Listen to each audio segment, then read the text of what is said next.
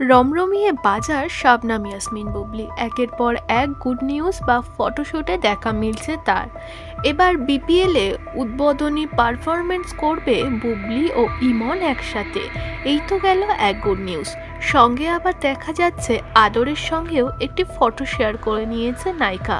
হঠাৎ থমকে যাওয়া সিনেমা হলগুলো ঝলমলে হয়ে উঠছে, আসছে একের পর এক সিনেমা মুক্তির খবর।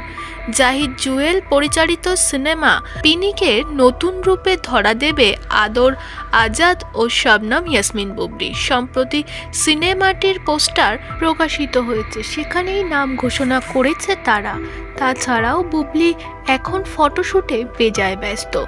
বুবলিকে আগে খুব একটা ফটোশুটে দেখা মিলত না, তবে এখন বহু রূপে বহু সাজে নায়িকা ধরা দিচ্ছে ভক্তদের সামনে।